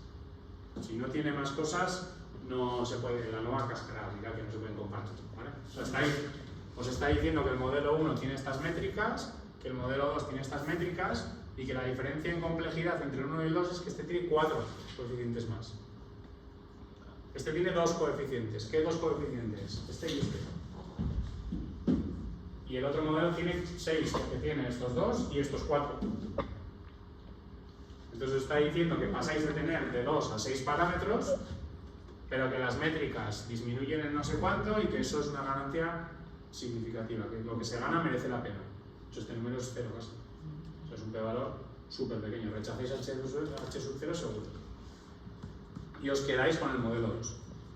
Eso lo haríamos también si vemos varios efectos aleatorios. No, porque la función ANOVA solamente se puede utilizar cuando tienes la misma estructura de efectos aleatorios y distinta estructura de efectos fijos. O sea, este ANOVA es el paso 2, es solamente cuando se quieren comparar entre meter un efecto fijo o otro, una vez que ya hemos decidido los efectos aleatorios. Por eso primero hacíamos esa primera parte de testar esto de aquí y una vez que estoy seguro de esto, paso a testar esto de aquí con el ANOVA. Son pasos diferentes. ¿Vale? Si tienes entonces varios efectos aleatorios, lo haces todo en el paso 1. Tienes que ir viendo si quieres meter uno, ninguno, todos, eso lo haremos también. ¿Vale? Entonces, esta parte de aquí, este RML, false, no sé qué, esas cosas que hay que ponerle para que haga bien los cálculos. ¿Vale? No voy a entrar en esos detalles. Si se nos olvida poner esto, aparece un mensaje en R que lo ha puesto él solo. ¿Vale? Imaginad que yo vengo aquí, ¿vale? Estoy ya en esta parte de aquí abajo, en el paso 2. Si yo me olvido de poner esto, porque no me acuerdo que tengo que ponerlo, cuando ajusto esto de aquí no me dice nada, pero ahora cuando hago la nueva me sale un mensaje, aquí me dice refitting the models with no sé qué. O sea, él internamente dice, no, que no puedes hacer la nueva, que no está bien hecho. Entonces lo rehace y lo pone bien hecho. Vale, entonces yo, pues por dejar las cosas bien escritas, lo que he hecho directamente es, para que no salga ese warning, pues ponerle las cosas bien, ¿vale? Tengo que ajustar con esa opción. Sin más. Si se os olvida no pasa nada porque R lo hace bien, ¿vale? Pero si os vais a otro software, igual otro software no lo hace bien. O sea, igual si no le decís que lo queréis hacer así, no lo hace bien y bueno, hay que tener un poco de cuidado, ¿vale? Entonces, aquí ya el paso 2 estaría finiquitado porque solamente tengo una variable para ver si la pongo o no la pongo. Y me dice el test que sí, que es mucho mejor meter la silla que no meterla. Ya lo intuía también porque se veían que parecía que sí que había diferencias entre sillas. Acordaos que esta escala iba de 6 a 20, entonces claro, que uno me esté dando un valor medio de 8 y uno de 14 es mucha diferencia. Si la escala fuera de 0 a 100 igual no. De 0 a 100 un 8 y un 12 están cerca, pero de 6 a 20 un 8 y un 13 pues es bastante diferente. ¿Vale? Por eso me dice que la silla sí influye. Vale, paso 2 terminado. Ya tengo claro que este modelo, que es el que yo quería hacer desde el principio, está bien. Es el mejor modelo que puedo hacer, no tengo más variables. Estaba pensando, como hay diferencia de datos entre 4 sillas y 9 pacientes, Sí. claro, cuanto menos muestras, más varianza en general, ¿no? Cuanto menos muestra, más varianza. Entre los datos de las muestras. No tiene por qué. No tienen por qué. ¿Por qué piensas que menos datos más varianza? Porque hay menos datos, no sé, no hay como una progresión que sea única. O sea, es como si coges solo 4 puntos de un círculo, entonces igual no ves un círculo con 4 puntos. Pero si coges 10 puntos, vaya y sí ves un círculo. Tú puedes tener de repente un paciente nuevo que sea muy diferente al resto y eso te haga que tengas más variabilidad. O sea, que la variabilidad que la estás midiendo en cómo de diferentes son los esfuerzos que estás midiendo en los pacientes. Entonces, en principio, porque tengas pocos pacientes no significa que vayas a tener más variabilidad. Igual tienes menos, de hecho, porque se parecen entre sí esos dos. Vale, entonces, lo que decía, aquí es sencillo, entre comillas, porque no hay más que 2 variables. La primera ya la he testado, la segunda ya la he testado. En las prácticas veremos que tenemos más y iremos testando más cosas, ¿vale? Entonces, el paso 2 terminado. Ahora voy al paso 3. ¿Qué significa el paso 3? ¿Os acordáis? Cuando ajustabais un modelo lineal, mirabais los residuos y veíais que se cumplían las hipótesis. Las hipótesis eran que teníais que tener normalidad en los residuos y que la varianza tenía que ser constante, lo que se llamaba homocedasticidad. Y luego que eran independientes, pero eso no se mira, no se podía mirar. ¿Vale? Ahora tenemos que mirar 2 cosas distintas. Por un lado tenemos que mirar que se cumple esto y por otro lado tenemos que mirar que se cumple esto. Empezamos con eso que pone ahí verificando las hipótesis de los errores intragrupos. Los errores intragrupos son estos. Dentro del grupo, dentro del paciente en este caso. Entonces, empezamos testando esta parte de aquí. ¿Qué tengo que testar? Tengo que ver si los errores son normales, tengo que ver si los errores tienen media cero y tengo que ver si los errores tienen todos la misma varianza. Eso es un poco lo que quiero ver. Es lo mismo que mirabais en el modelo de regresión lineal. Que tenían que ser normales, que tienen que tener media cero, eso no se miraba, pero bueno, se suele mirar, y que tienen todos la misma varianza. Si os fijáis aquí, este sigma cuadrado no tiene un I y un J, es para todos la misma. Entonces, en realidad es casi lo mismo que hacíamos en el modelo de regresión lineal. Pasarles un test de normalidad y ver que hay una varianza constante, nada más. Entonces, una manera de hacerlo es, gráficamente se puede hacer algo como lo que está ahí arriba, que es un poco raro, pero lo haremos. ¿Vale? Le diremos que haga un dibujo del modelo en donde coge los residuos y los pinta en función del sujeto. ¿Para qué se hace esto? Porque yo quiero ver, bueno, aquí están todos los residuos, estos son los residuos, estos son los valores predichos. Si esto no tiene forma de embudo, las cosas van bien. ¿Qué significa que tengan forma de embudo? Significa que esto haga algo así, o al revés. Significa que los residuos cada vez son más grandes o cada vez son más pequeños. Eso es malo, porque entonces significa que no son todos con la misma varianza. Aquí, si os fijáis, están todos más o menos en la misma anchura. Entonces eso me da que pensar que tengo para todos la misma variabilidad. No tengo cada vez más variabilidad o cada vez menos. En el ejemplo que vamos a ver en la práctica eso pasa, ¿vale? Eso es malo, una señal mala. Y aquí lo que se intenta ver es si la varianza depende del individuo o no. Y este es un poco más ancho que los demás, ¿os fijáis? Entonces el paciente, no sé cuál es, no lo veo aquí. El paciente este de aquí igual me da algún problema, porque parece que los residuos son un poco más grandes en ese paciente que en el resto, pero en general más o menos todos tienen la misma anchura y el cero pasa por el medio. Este es el cero. Eso me dice que la media va a ser cero. Todavía no sé si son normales, pero la media es cero. Aquí estoy haciendo un gráfico de normalidad. ¿Os acordáis de este cucuplot que salía con el EDA solo? O sea, realmente puedo coger los residuos y hacerle un EDA si quiero. Entonces el EDA me devuelve esto y más cosas. Yo, como no quiero que me devuelva todo el rollo, pues le digo, hazme este gráfico, que los puntitos tienen que estar en la línea, parece que sí, que son normales, y luego a esos residuos es un test de normalidad. Entonces he pasado el Shapiro.test y me dice que sí, que son normales. Si no, le hacéis un EDA, es por no cargar una librería nueva, por no hacerlo, simplemente le digo, oye, ¿son normales estos residuos? Sí, porque el valor es grande y no rechazo H0, que es normal. Entonces, esto va bien. Va bien, repito, porque la varianza parece que es constante, eso lo veo en el primer gráfico, tiene más o menos todo está ahí recto, por decir así. O sea, os podéis imaginar aquí un par de rectas imaginarias y van más o menos ahí todos rectos. Luego veremos uno que no, No parece que la varianza cambie demasiado entre individuos, el 3 un poquito sí, pero no es muy exagerado. Luego ya veremos también el ejemplo donde no se cumple y luego la normalidad la pasa. ¿Vale? Entonces, parece que se cumplen las hipótesis que necesito para este error.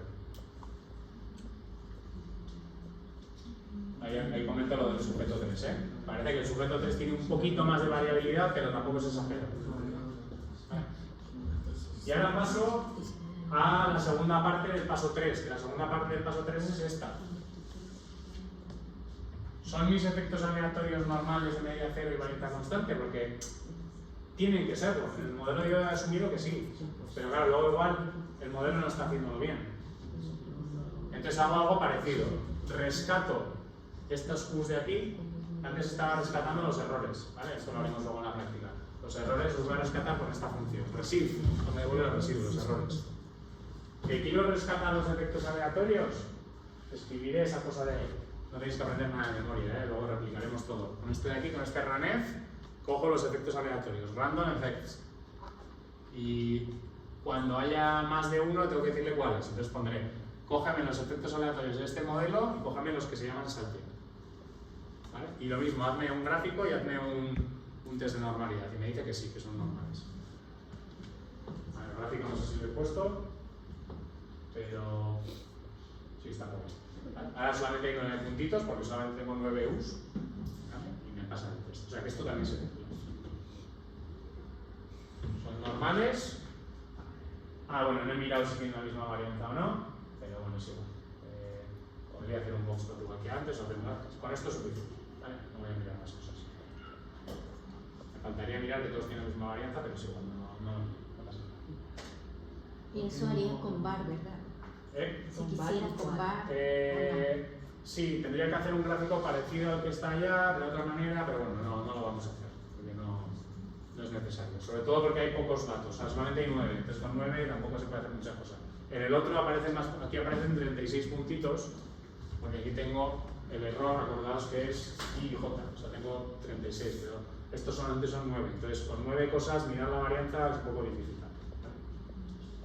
Y en ¿Y en el de 36 cómo es la variante? ¿Solo con el gráfico o hay algún...? Sí, lo haremos solamente con el gráfico, no vamos a hacer un test. Descriptivamente. Sí, siempre que eso tenga forma de embudo, las cosas van bien. La varianza es más o menos constante.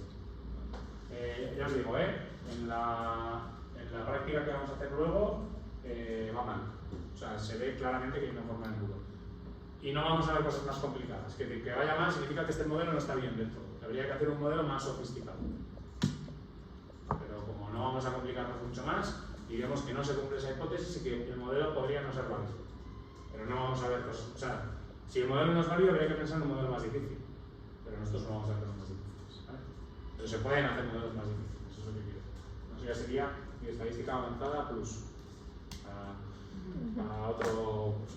¿Vale? Y dices que ahora con errores aleatorios Sí. no miramos...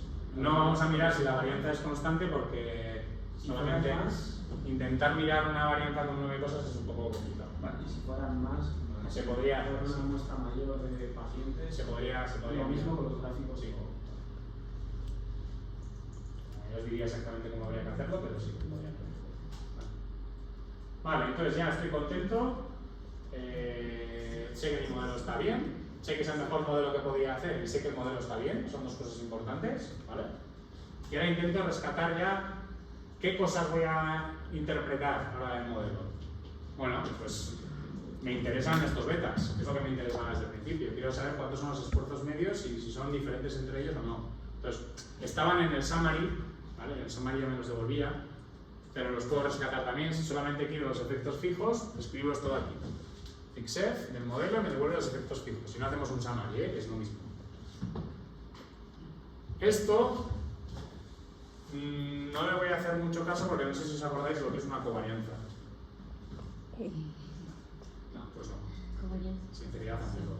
Las covarianzas las necesitamos cuando queremos comparar betas entre sí. O sea, si yo quiero ver qué diferencia hay entre el beta 1 y el beta 2, lo voy a escribir, pero no es importante. Bueno, a ver, no es que no sea importante, pero no os lo voy a pedir, eso es lo que quiere decir. Cuando yo quiero comparar beta 1 con beta 2, a través de una resta, por ejemplo, y quiero un intervalo de confianza para esto, este intervalo de confianza me va a decir si la diferencia que hay entre estos dos es 0 o distinta de 0. ¿No? Si siempre este es mejor que este es mejor, o a veces uno o a veces el otro. Entonces, para hacer un intervalo de confianza de una resta, se necesitan las varianzas y las covarianzas. Vale, entonces, esta matriz que está ahí, esta que se va haciendo VCOV, se llama matriz de varianzas y covarianzas. Entonces, las varianzas son las diagonales, que son todas iguales, y las covarianzas son las otras, que son iguales. Entonces, eso R lo va a usar luego solo para hacer una cosa. Cuando yo le diga que quiero esto, estará teniendo en cuenta eso de ahí. ¿Vale? Entonces, yo lo he impreso ahí en pantalla para que lo veáis. No hace falta que le hagáis mucho caso.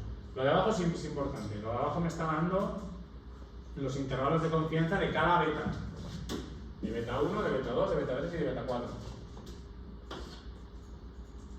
Entonces, utilizaremos esta función. A partir de ahora haremos config, igual que hacíamos antes, ¿no? Config era para hacer un confidence interval del modelo y le tenemos que poner que queremos los intervalos de confianza de los betas.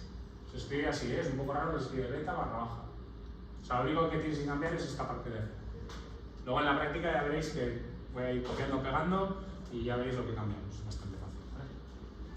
Y entonces me devuelve todos los intervalos de confianza. Me dice, la silla 1, el esfuerzo medio de la silla 1 está entre 7,4 y 9,6 en una población general, con una confianza del 95%. El esfuerzo medio de una persona que se sienta en la silla 2 estará entre 11 y 13, con una confianza del 95%. En la silla 3 tal, en la silla 4 tal. Y si quiero los pinto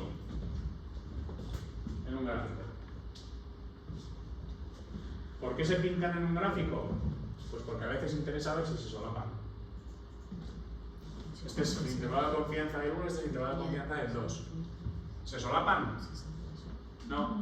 Entonces casi seguro que las diferencias son significativas. O sea, el esfuerzo del 1 es significativamente menor que el del 2.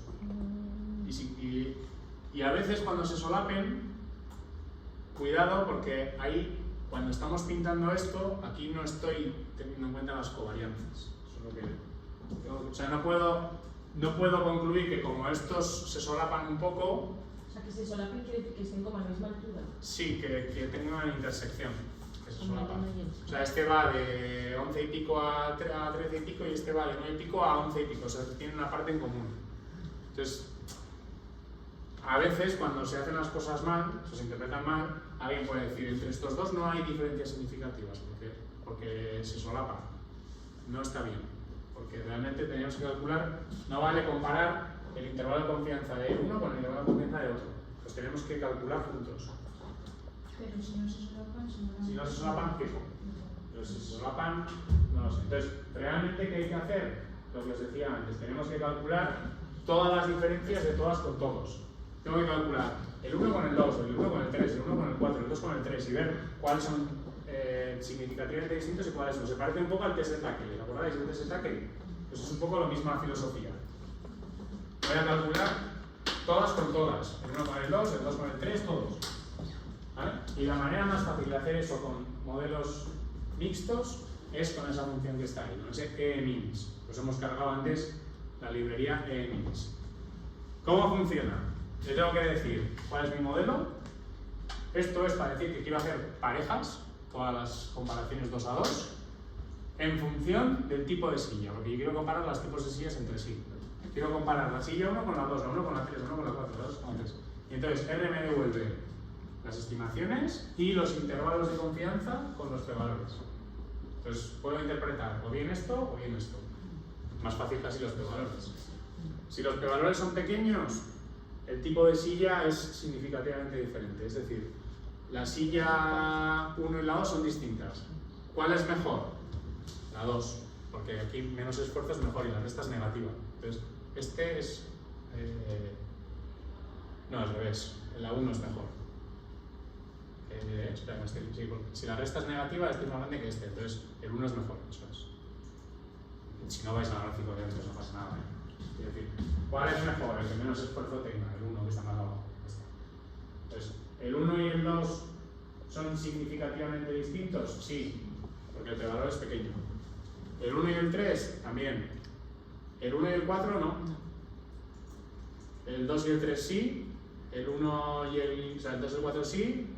Y este al 5% también. O sea, hay diferencias entre todas las sillas, excepto entre la 1 y la 4. Y entre el T2 y el T3 es más alto, ¿verdad? Bueno, sí, a Porque ver, es las positivo. mayores diferencias están aquí porque si os fijáis son los que están más lejos, la 1 y la 2. Pero lo que me está diciendo es que estos se solapan un montón, os fijáis que sí que solapan muchísimo. Me están diciendo que la silla 1 y la silla 4, a efectos prácticos, tienen el mismo nivel de esfuerzo, que son las más bajas. Entonces, imaginad que una de estas dos sillas es mucho más barata que la otra. Pues si no hay diferencias significativas, yo voy a comprar la silla más barata. Porque a los abuelicos el esfuerzo que les supone levantarse de una a la otra es parecido, no hay diferencias. Hay una pequeña diferencia en mis datos, este es un poquito más difícil para mis 9 abuelicos, pero me está diciendo que en general, para cualquier otra persona que vaya, las diferencias no van a ser significativas. Entonces, pues insisto, si una silla es más barata que la otra, compro la más barata. ¿Para qué me voy a complicar?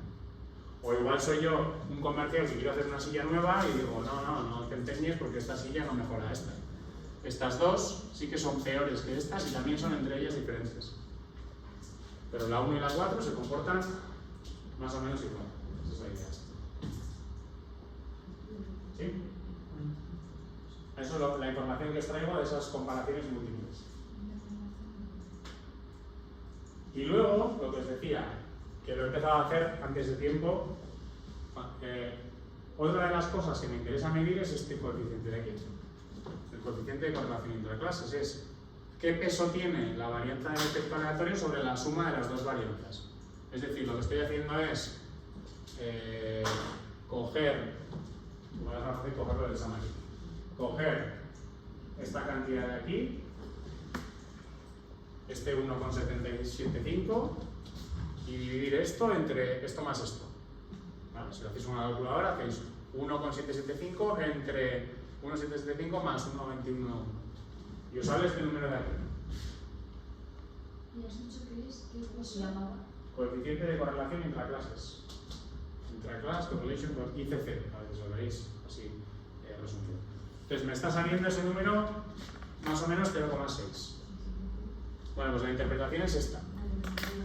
Significa que el 60% de la variabilidad del esfuerzo se puede atribuir a diferencias entre pacientes. O sea, el 60% de las diferencias que estoy midiendo aquí no son debidas a la silla, son debidas a que cada paciente es de una madre y una padre distinta. Entonces, como esa cantidad es alta, es precisamente por eso que he metido el paciente en el modelo. Si no, pues el paciente me sobraría. Pues si ese coeficiente es muy bajo, significa que no puedo atribuir las diferencias a los pacientes, se las atribuyo todas a la silla. Entonces, ¿para qué quiere meter el paciente? Si da igual qué persona sea, esta silla es súper dura, esta silla es súper simple, pues ya está. No hay variabilidad asociada al paciente, pero aquí sí que hay un 60%, estoy cuantificando. ¿Esto no te contradice lo anterior un poco? ¿En qué sentido? Pues, antes estábamos viendo que la silla 1 y la silla 4 no tienen diferencias significativas a nivel de esfuerzo, entonces que si fueras a otra muestra, pues entre una de las dos. Si esto nos dice que el 60% de las diferencias son por el paciente y por otra muestra, sería... Esperarías que en esa otra muestra también sistemáticamente la silla 1 sea mejor que la tal, pero estás pidiendo que aún así las diferencias que estás midiendo en el esfuerzo, gran parte de esa variabilidad se debe a diferencias entre personas. ¿Y seguirías esperando que sea la silla 1? ¿No podrías esperar que sea la silla, la 4 mejor? No, porque ya lo has testado.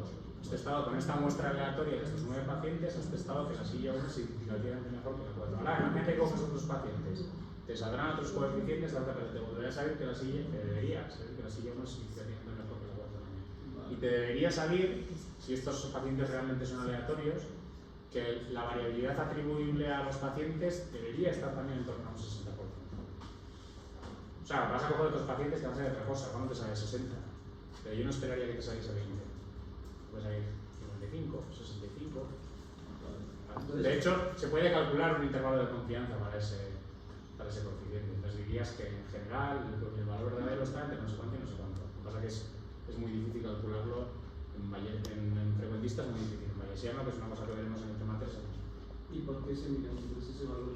Porque quieres ver si, además de saber que una silla es mejor que la otra, si esperas que haya diferencias mayores o menores entre personas o no. O sea, imagínate que este coeficiente es muy bajo. Entonces lo que estás diciendo es, independientemente de quién se siente en esa silla, casi seguro que el esfuerzo que va a tener en la silla 1 va a ser de 8,5. En la silla 2 de 2, va a estar entre estos valores de aquí. Vale. Pero lo otro que está diciendo, vale, aunque el esfuerzo medio de cualquier persona esté entre aquí, habrá personas en las que el esfuerzo le suponga mucho más o mucho menos.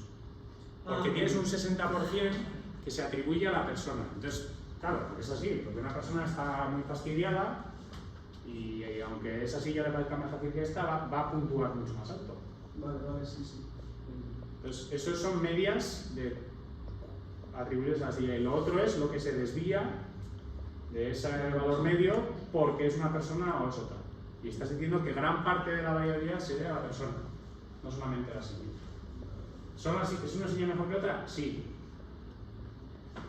¿El esfuerzo se explica solo con la silla? No. Casi la mitad de la variabilidad se explica o se atribuye a diferencias al paciente. No sabes muy bien por qué, porque las personas son distintas, simplemente. Vale. Y esto encaja, acordaos que este 60%, os he dicho yo antes que cuando habíamos hecho el descriptivo aquí, eran más o menos la misma anchura, es decir, tiene que salir un coeficiente más o menos en torno al 50. Ahora ha salido un poquito más grande porque si os fijáis, esta es un poquito más ancha que esta en realidad. O sea, yo no soy tan fino a ojo como para decir, si esto es un 60, esto es un 40, veo que son parecidas. Por eso sabía que ese coeficiente me va a salir en torno a 0,5, va a salir un 60. ¿Vale? Cuando uno sea mucho más ancho, si esta es mucho más ancha que esta, entonces el porcentaje de variabilidad atribuible al sujeto todavía es mucho más grande. Y al revés, que es muy pequeño, entonces era mayor. Así es mucho más mayor si se explica la variabilidad 90%. Si te explica un 90%, entonces significa que casi seguro que lo que tú estás testando, la silla, te da igual qué silla tengas, que es muchísimo más... o sea, por mucho que te empeñes en decir que una silla es mejor que la otra, luego va a venir una persona, se va a sentar y le va a pasar una cosa o no va a pasar otra. Porque casi todas las diferencias se atribuyen a los pacientes en vez a lo que tú estás intentando testar, que es la silla. Claro, hasta ahora encima esto no lo teníamos en cuenta. Entonces, cuando no teníamos en cuenta esto, toda esta parte de aquí iba al error. Entonces, si hubiésemos hecho un modelo solamente con la silla, los errores serían enormes. El modelo es malísimo. Por eso este modelo es un poco mejor, porque predicen mejor teniendo en cuenta esas diferencias. Y encima te vale si realmente es otros pacientes. Porque este coeficiente se mantiene y lo que haces es luego predecir. Bueno, no me quiero alargar mucho antes de hacer el descanso. Y luego, pues se pueden sacar las predicciones. ¿Vale? Acordaos que para sacar las predicciones se utiliza la función Fitted. Bueno, Fitted me da los gorritos, me da estos de aquí. Me dice, para el sujeto, para la primera fila, que era el paciente 1 en la silla 1, el dato verdadero era 10, el modelo me dice que debería ser 10 y pico, tengo un error de no sé cuánto, este es el otro, este es el otro, este es el otro, ¿vale? Puedes ir sacando los valores ajustados y los errores. Fitted, pues sí. Y si quisiera hacer una predicción de un dato nuevo, también se podría. O sea, lo que pasa es que es un poco raro hacer una predicción de un dato nuevo porque no tengo ni siquiera una silla nueva, tendría, bueno, sí, ya haremos otro ejemplo donde hagamos predicciones, aquí no vamos a hacer. Entonces, he querido ir muy lento para que entendieseis bien los distintos pasos que vamos a hacer. ¿Vale? Ahora vamos a hacer un descanso largo para que os sentéis la cabeza y a la vuelta vamos a intentar hacer lo mismo pero con otro fichero. ¿Vale? Nos vamos a ir a las prácticas, os voy a explicar otro fichero, otro conjunto de datos y vamos a ajustar este mismo modelo, ya lo veis. ¿Vale? Pero me vais a ir ayudando vosotros a pensar en los pasos, iremos a los apuntes, copiaremos código y nos seguimos haciendo nuestro ficherito de prácticas, que es al final lo que vais a tener que hacer cuando hagáis el trabajo, que es tener que coger y ir haciendo los pasos vosotros. ¿Vale? Entonces, me gustaría que me diese tiempo a ver los dos ejemplos de la práctica, creo que me dará tiempo, y el ejemplo que es un poco más complicado, ya lo dejo para la semana que viene, así no os preocupéis. ¿Vale? El ejemplo complicado se parece al que os voy a mandar de Clave, os voy a mandar de Clave y demás disciplinas. ¿Vale? Entonces yo creo que luego en hora y media o hora y lo que sea, nos da tiempo a ver los ejemplos tranquilamente. ¿Vale?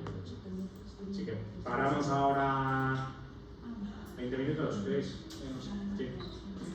Hasta las 6:10 y luego vamos a la práctica.